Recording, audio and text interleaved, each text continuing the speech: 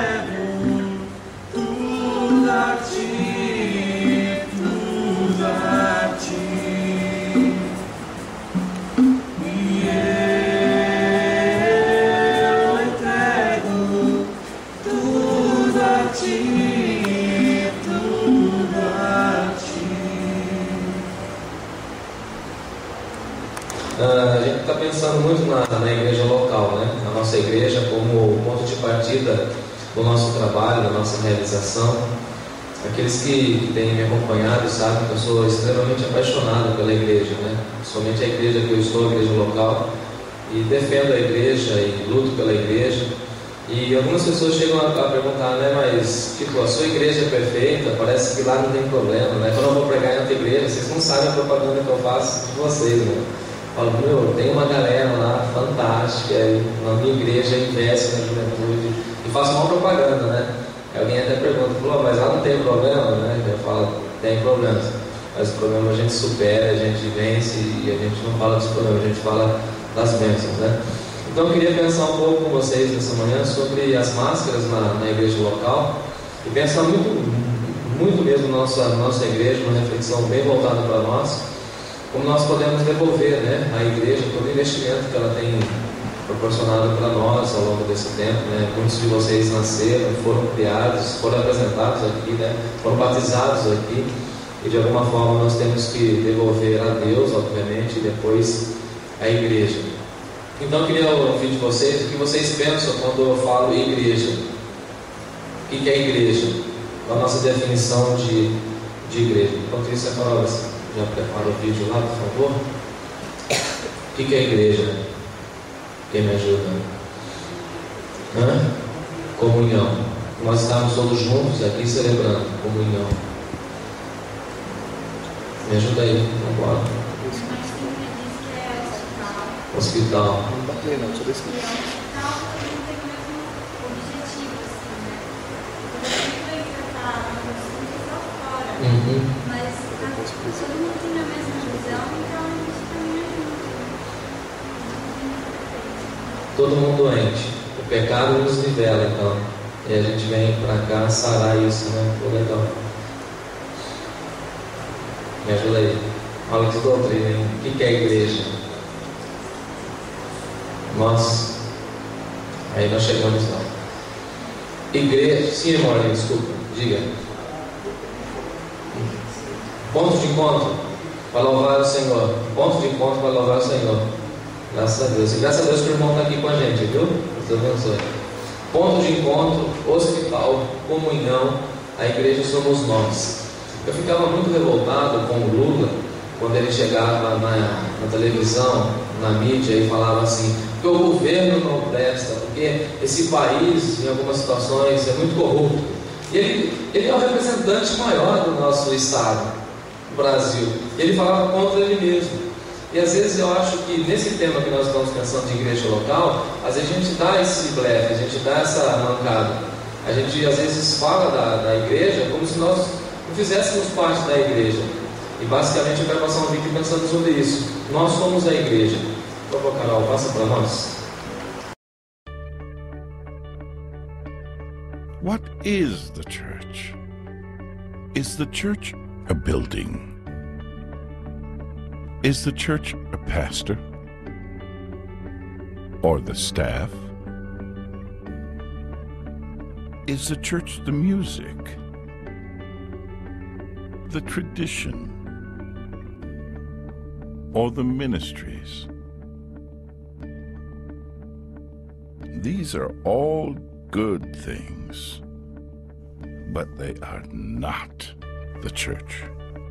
Take them away, and the church is still here.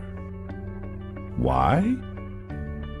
Because you are still here. The church is you. The church is you with a purpose. The church is you on a mission.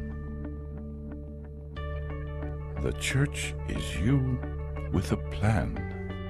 A simple plan to plug into God at a weekend service, to charge up in a small group community, to live out using your gifts and passions, and to pass on your faith to those who do not know Christ. When you and I live like this, all the things we used to do in church become things we do as the church. God desires it. The world needs it. and we are called to be it. What is the church? The church is you. Legal. Então, quando eu assisti esse vídeo, eu fiquei pensando que às vezes a gente faz algumas colocações, a gente esquece que nós somos a igreja. E quando nós temos alguma crítica severa à igreja, nós temos uma crítica severa a nós mesmos, né? E nós fazemos parte dessa comunidade. Então, assim, só para a gente situar rapidinho, vocês lembram uma classe de doutrina, Igreja Universal. Não a do reino, né? Mas a Igreja Universal. A Igreja de todos os santos, todos aqueles que já aceitaram Jesus nas gerações passadas, os que aceitaram Jesus, os que ainda aceitarão Jesus, fazem parte dessa Igreja Universal. E nessa Igreja Universal que vai morar com Deus para sempre, não tem placa, não tem denominação, não tem nada disso. Todos aqueles que confessaram Jesus fazem parte da Igreja Universal. Só que quando nós falamos de igreja, nós logo pensamos na nossa igreja, onde nós estamos, a igreja local. Então nós pertencemos à Igreja Universal, que são aqueles que celebram a Jesus Cristo, e nós fazemos parte da nossa igreja local. E aí, eu conversando com o pastor Heber, acho que foi umas 2 semanas atrás, nós falávamos muito sobre a igreja, sobre a nossa paixão pela igreja, o envolvimento com a igreja. E aí ele citou esse texto, e eu queria ler com vocês, que é o texto de 1 Coríntios, capítulo 3. Quem tiver a Bíblia aí, por favor, abra. Compartilhe com quem estiver ao seu lado. É um texto muito forte, muito contundente. Eu acho até que é um texto que traz uma inquietação muito grande para o nosso coração. Mas eu acho que é legal nós pensarmos nessa manhã na igreja local. 1 Coríntios capítulo 3. Se vocês não sabem a alegria que eu tenho no coração quando eu ouço vocês falando dos temas dos nossos retiros, né? Muito legal. Com máscara ou sem máscara? Criando raízes ou não? Eu acho muito legal que vocês compreendem. Acharam aí o texto? 1 Coríntios capítulo 3. O apóstolo Paulo diz assim: Eu, porém, irmãos, não vos pude falar como a espirituais, e sim como a carnais, como a crianças em Cristo. Leite vos dei a beber, não vos dei alimento sólido, que ainda não podia suportá-lo, nem ainda agora podeis, que ainda sois carnais.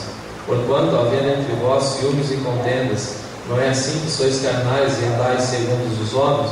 Quando, pois, alguém diz, eu sou de Paulo, e outro diz, eu sou de Apolo, não é evidente que andais segundo os homens?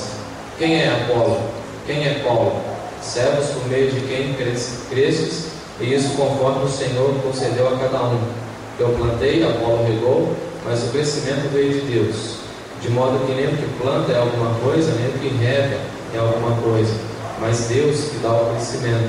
Ora, o que planta e o que rega são um, e cada um receberá o seu galardão segundo o seu próprio trabalho, porque de Deus somos cooperadores, lavoura de Deus, edifício de Deus sois vós. Então, quando nós pensamos na igreja, nós já estudamos isso no Tempo Raiz, a igreja é família de Deus. E na sua família, você não pode machucar e nem magoar as pessoas da sua família, porque depois você vai conviver com aquelas pessoas durante os outros dias. É muito chato quando a gente está brigado com alguém em casa, né? Aí fica aquele clima meio morto assim, né? A gente não conversa, a gente, cada um vai para o seu quarto, a gente vai almoçar, aí imagina, a gente em briga vai almoçar, aí fica aquele silêncio, né? Não tem assunto. Aí saem aqueles assuntos assim, meio periféricos, assim, não tem nada a ver. E na igreja também acontece isso. Então a gente tem que tomar cuidado, porque a igreja é a família de Deus. E sendo família de Deus, a gente tem que cuidar, tem que zelar por tudo isso. Eu fiquei pensando nesse texto, porque basicamente ele vai falar para nós das máscaras, no sentido bem figurado de crianças, né? Paulo vai trabalhar com a ideia de pessoas mascaradas sendo crianças. O problema aqui que a igreja estava enfrentando não é a imaturidade do povo somente. Não é a imaturidade. É a imaturidade concebida. Nesse momento, a igreja já tinha a sua organização, a igreja já estava como a gente costuma falar, já estava acontecendo, já estava divulgando seus ministérios. Mas aí Paulo volta na igreja e fica sabendo das notícias da igreja, e fica sabendo que tem alguns sentimentos no seio da igreja que não são sentimentos cristãos, como por exemplo o texto vai dizer ciúmes e contendas. Então Paulo recebe uma notícia e fala assim, isso não tinha na igreja. E aí lá no versículo 1, se nós já olharmos no texto, ele fala assim, eu não pude falar a vocês como a espirituais, sim como a carnais. E aí eu tenho uma teoria, né? Ninguém precisa acreditar na teoria, que eu tiro desse texto, né? Para mim a igreja é 50%, né? 50% carnais e 50% espirituais. Se nós tivermos aqui 400 pessoas, 200 estão com propósitos espirituais. E não estou dizendo que os outros 200 não são crentes, mas estão com outro foco, que é o foco que Paulo está falando a respeito da carne. Então Paulo vai falar assim, eu não pude falar a vocês como crentes espirituais. Na realidade eu continuo, versículo 2, dando leite para vocês. O que Paulo está criticando não é que a galera não tinha aprendido a tomar leite, é que a galera simplesmente aprendeu a tomar leite e ficou no leite. A galera simplesmente ficou parada, estagnou, não quis crescer. Então o grande problema nosso, quando a gente pensa em máscaras, é que quando nós estamos atrás das máscaras, nós estamos quase que buscando uma infantilização da vida cristã. Nós ficamos muito infantis no sentido de não querer crescer. E o que a Bíblia vai apresentar para nós é que nós temos que ir removendo as máscaras e crescendo, assumindo a nossa identidade, revelando quem de fato nós somos. Então tinha uma galera lá que chegava no culto e pagava a pose de espiritual. Não, sou espiritual. Tanto é que depois Paulo vai rebater, Paulo vai falar assim, não adianta falar em línguas, não adianta falar que tem dom de curar.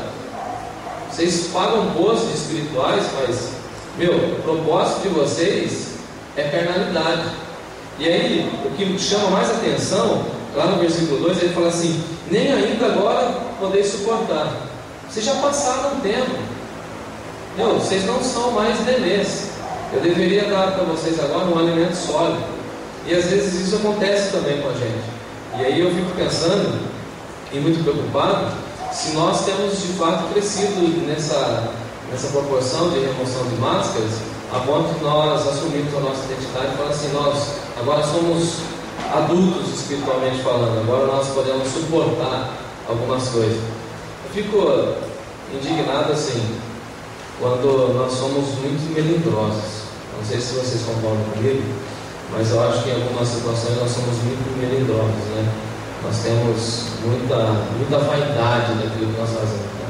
Não podemos mexer nessa caixa, não podemos mexer nessa caixa, que essa caixa tem uma história. E a história que está por detrás dessa caixa nos impede de avançarmos, por exemplo. Isso é infantilidade.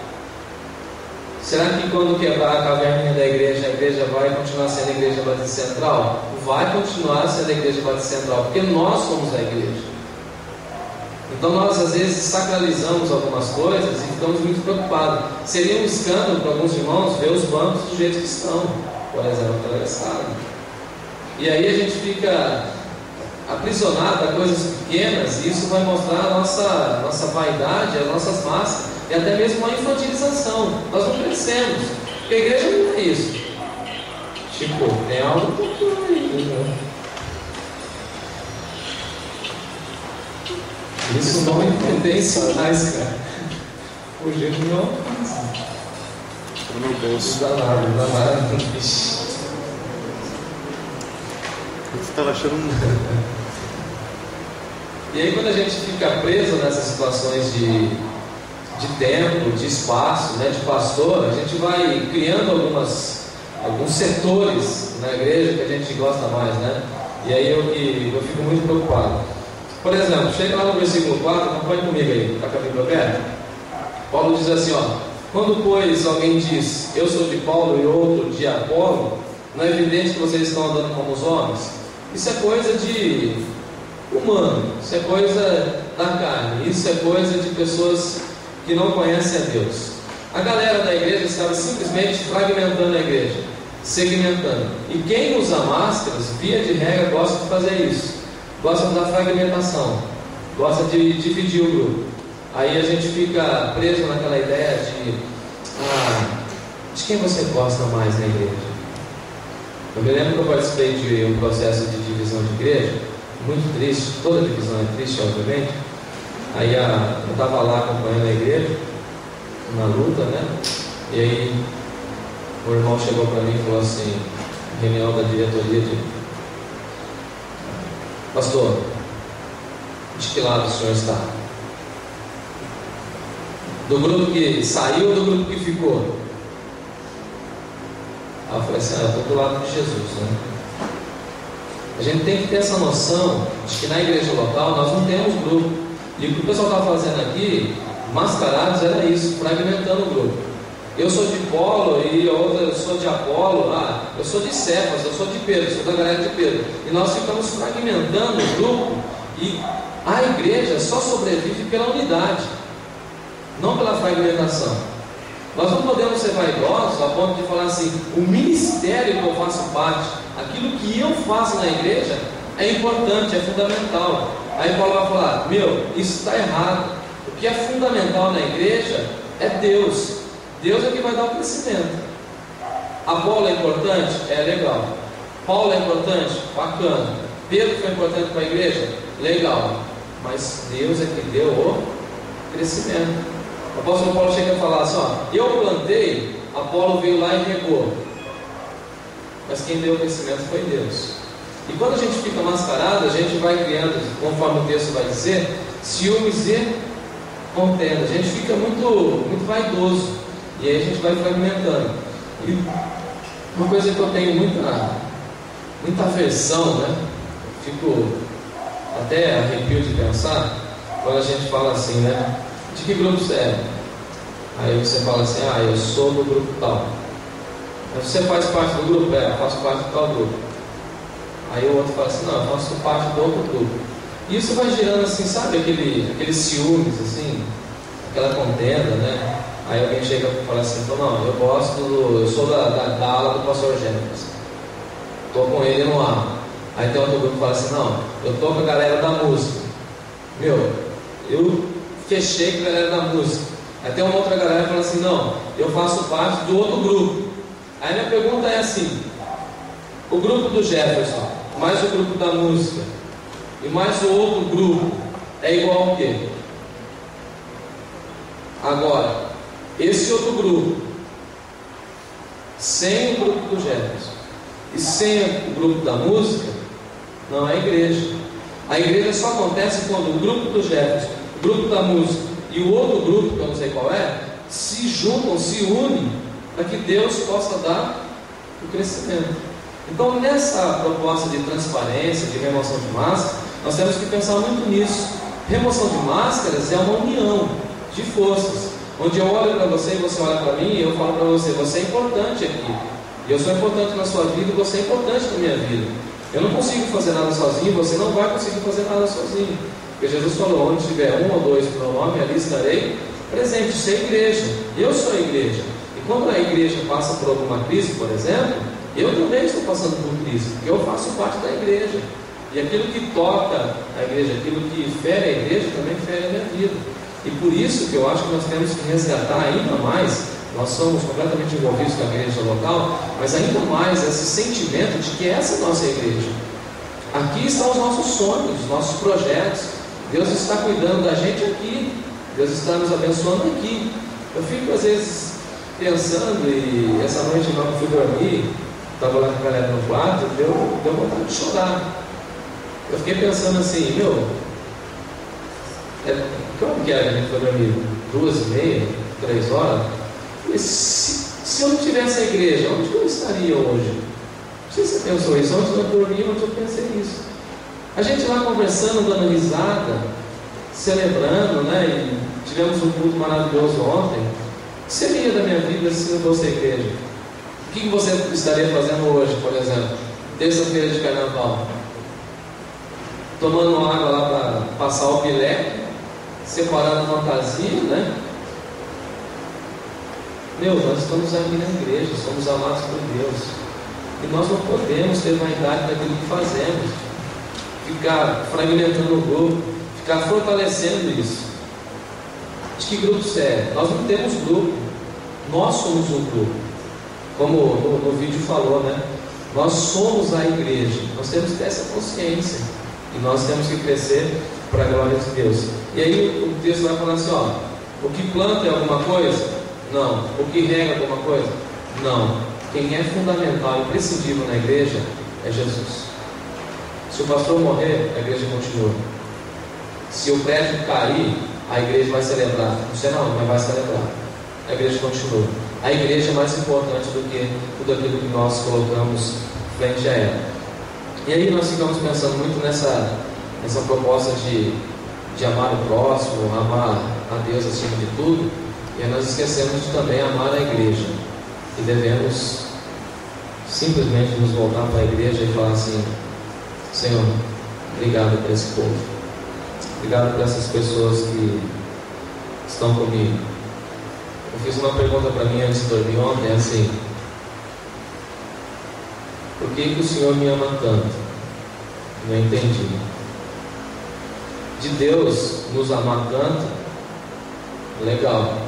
Agora para pensar assim: por que as pessoas te amam tanto? Só na igreja as pessoas, entre aspas, nos aguentam, gente. Não é verdade? Só na igreja, envolvidos pelo amor. Eu fico pensando assim: o quanto vocês me amam, por exemplo, e quanto eu amo vocês. Nós vamos nos tolerando, e nós não vamos fragmentando, nós vamos nos unindo, porque unidos nós somos mais fortes. E quando a gente fragmenta, aí a gente perde a força, porque aí fica a força sendo focalizada em um grupo. Aí o outro grupo gasta força na motivação daquele líder. Eu posso voltar falando assim: não tem como ficar gastando força nisso. Nós temos que gastar força naquilo que é imprescindível. Para finalizar, indo lá para o final do texto, o apóstolo Paulo vai trabalhar com 3 figuras que eu acho muito interessantes nós guardarmos. Está lá no versículo de número 9. Paulo fala assim: vocês são cooperadores de Deus. Vocês não precisariam, ou Deus não precisaria de vocês para fazer a obra dele, mas Ele deu para nós esse privilégio. Nós somos cooperadores de Deus, estamos trabalhando com Deus na obra dele. Deus nos deu esse privilégio de sermos parceiro dele, e isso deve ser feito sem máscaras, sem hipocrisia. A outra figura que eu acho muito legal, né? A da lavoura, né? Quem vai plantar simplesmente planta e espera a chuva, deixa Deus cuidar. E a outra expressão que Paulo vai dizer para nós é: dia difícil vai sendo construído. Aqui na nossa construção, no projeto Edificando, deu para a gente ver muito isso, né? Primeiro foi a fase da fundação. Quem vinha aí dava uma olhada na hora e falava: cadê, né? Os alicerces lá embaixo, teve 5 metros dela, 5 metros de profundidade, estava muito fundo, só que a gente não via. Foi a alicerce que foi lançado. Depois, agora, a gente começa a olhar lá, a gente vê que o edifício foi crescendo, e assim funciona também na igreja. Nós somos edifícios de Deus, temos que crescer. Se nós ficarmos simplesmente estagnados e parados como crianças, nós seremos mascarados. Agora, se nós removemos as máscaras e assumirmos a nossa postura, aquilo que somos, mesmo se sofremos um pouco para nos adaptarmos com aquilo que somos, do jeito que somos, nós vamos crescer. Porque se você se esconde, as pessoas vão olhar para você, você vai estar mascarada, vai falar assim: a pessoa não tem. Já aconteceu isso? Aí todo mundo chega para você e fala, você fala assim: eu estava numa fossa danada, entendeu? Eu estava por dentro assim, com o coração sangrando. Aí a pessoa fala assim: mas não parecia. E quando a gente não transparece, aí as pessoas não têm como cuidar da gente. Eu acho que o processo de transparência, ele é muito complicado, porque você se revela muito. Eu tenho muito essa, entre aspas, esse problema, né? Na Natália fala assim: você se revela muito, né? Quando eu estou bravo, eu não consigo esconder de ninguém. Só que isso também é bom, porque as pessoas que estão convivendo com a gente olham e falam assim: está precisando de apoio, a gente vai lá e socorre. Agora, se a gente continuar com máscaras, as pessoas não sabem o que está no nosso coração. E aí, fazendo uma alegoria, aí a igreja se torna uma UTI neonatal. A gente só fica tomando leitinho, e a gente não cresce muito. Nós temos tantas coisas para aprender, para divulgar, para debater, e a gente fica no leite. E você vai ser alimentado? Vai, mas você não vai aproveitar outras coisas, né? Você não vai desfrutar de outros sabores, né? Da intensidade, da profundidade, aquilo que a gente vai depois trabalhar no 3D. Eu queria que vocês abrissem lá no capítulo 13, já estou acabando, dentro da própria carta, da primeira, quando Paulo vai falar do amor, né? Ele fala que o amor não é ciumento, versículo 4, né? O amor é paciente, o amor é benigno, o amor não há de ciúmes, o amor não fragmenta, o amor não tem ciúmes. Alguém chega e fala assim: fulano prega melhor que você, legal, glória a Deus. O fulano toca melhor do que você, bacana, e Deus está fazendo a vida dele. Mas o versículo que eu quero pegar é o versículo 11, dê uma olhadinha lá. Paulo fala dessa ideia, né, de ser criança, né? Ele fala: eu fiquei maravilhado quando eu li esse texto. Quando eu era menino, eu pensava nas coisas de menino, agia como menino, tinha comportamento de menino. Quando cheguei a ser homem, desisti das coisas de menino. Quando eu era menino, eu só pensava nas coisas infantis. Quando eu cresci, eu deixei essas coisas para trás. Então acho que o processo de remoção de máscaras é bem nessa direção. A gente crescer e abandonar. Alguém vai falar assim: mas você não era assim no passado. Você fala: mas essa época aí era quando eu tinha máscara. Essa ficou para trás. Agora eu cresci. Agora eu não sou mais menino nem menina. Agora eu cresci para a glória de Deus. Se nós ficarmos parados, nós vamos ser crianças. E crianças, nesse contexto que eu estou falando, são mascaradas. Criança faz birra, não faz? Faz birra ou não faz? E a gente não faz birra também com Deus? Se eu não fizer parte desse ministério, eu não venho. E aí, às vezes, a igreja parece um clube, com perdão da palavra, de apresentadores. Eu fico doido com isso. Tem gente que você só vê na igreja quando ela vai cantar. Tem gente que só vê na igreja quando ela vai participar. Tem gente que só vê na igreja se ela vai falar. Se ela tiver destaque, ela está aqui. Agora, se ela não tiver destaque, ela some. E a gente tem que tomar muito cuidado com isso. Quando eu era menino, eu gostava disso, de ser animado, de fazer birra e tal. Mas agora que eu cresci, que eu sou um crente espiritual, agora eu não me alegro mais com essas coisas. Essas coisas não fazem mais sentido para mim. Isso não seduz mais o meu coração. Vamos dar uma historinha?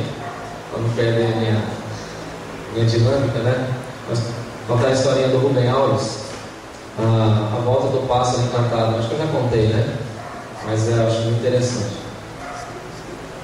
Essa história do Rubem Alves é a seguinte: havia uma menina que ela ficava na sacada da casa dela, e aí todo dia aparecia o pássaro encantado, que é esse pássaro aqui, ó, muito bonito, todo colorido. E o pássaro tinha uma voz assim, suave, sabe? Como a gente costuma falar, veludada, sabe? Tinha uma voz gostosa. Aí o pássaro sentava lá na sacada da casa da menina e começava a conversar com a menina. Aí todo dia o pássaro aparecia lá e conversava com a menina e trocava ideia com a menina, e o pássaro simplesmente cantava com a menina, e a menina ficava seduzida pelo pássaro, né? Que coisa mais linda, como é bom, tal. E ela ficava o dia inteiro pensando no pássaro, pensando naquele momento que ela estaria ali conversando com o pássaro e batendo papo e ouvindo a sua voz, e depois ela ia dormir tranquila e descansava e tudo mais. Aí sempre chegava na hora do pássaro ir embora, ele falava assim: é preciso partir, ficar longe por muito tempo, para que a saudade cresça, e dentro da saudade cresça também um encanto. Eu preciso ir embora. Você precisa viver o dia todo com saudade de mim, porque quando eu voltar, você vai ficar encantado.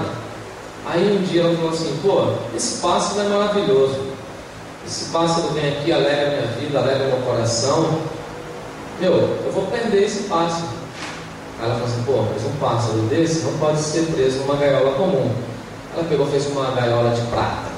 Tinha grana? Uma gaiola de prata, chique. Prendeu o pássaro.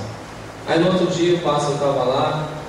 Todo dia ela tinha acesso ao pássaro. Chegou no pássaro, o pássaro contou lá uma história, cantou para ela, mas não foi a mesma coisa. Passou uma semana, o pássaro começou a ficar assim com o olhinho meio murcho, as penas já não tinham a mesma cor, começou a ficar meio sem graça.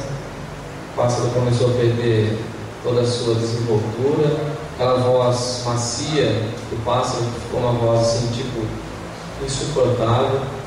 Aí ela chegou para o pássaro e falou assim: pássaro, por que você perdeu o seu encanto? Aí o pássaro falou para ela assim: eu perdi o meu encanto porque eu perdi minha liberdade. E quando eu perco a liberdade, eu passo a ser um pássaro comum. Se nós prendemos Deus dentro da nossa gaiola, nós mesmos depois não vamos achar alegria nenhuma em Deus. Se nós prendemos Deus dentro do nosso grupo, vai chegar uma hora que nós vamos ficar degladiando por contendas, ciúmes e falando: esse grupo é mais importante que outro grupo.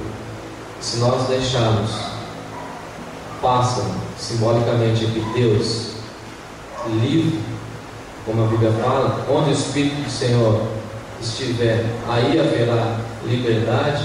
Ele terá liberdade para trabalhar no nosso coração e nos unir cada vez mais. Nós precisamos de Deus, nessa figura do nosso pássaro encantado, para vir falar no nosso coração, segredar coisas no nosso coração, alimentar a nossa alma, mas nós não podemos prender Deus e nem a igreja no nosso grupo.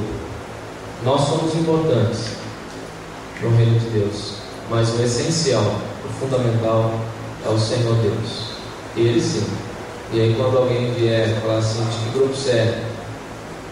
Lá não tem grupo. Eu faço parte do grupo que segue Jesus e graças a Deus cultos. Só. Ah, você é carnal? As coisas de menino. Prender o pássaro, coisa de menino.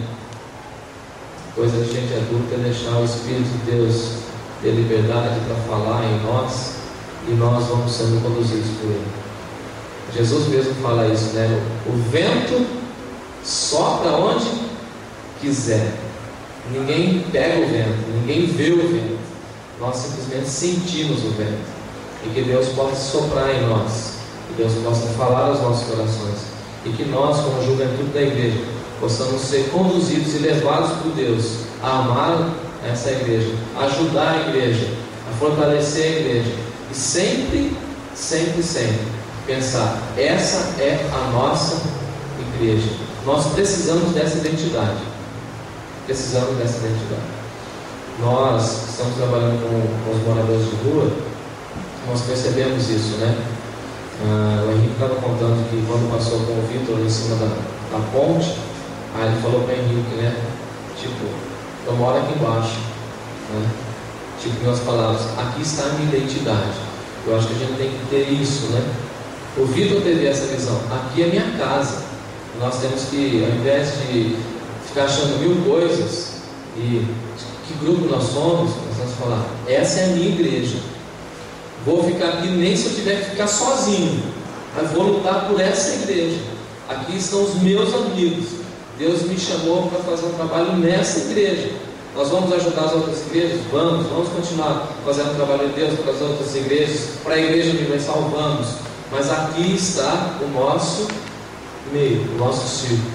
Eu recebi um convite para ser preletor no acampamento de carnaval. Não, eu vou ficar na minha igreja. Deus tem me abençoado na minha igreja. Para mim, o grupo é importante. Nós aqui somos a igreja.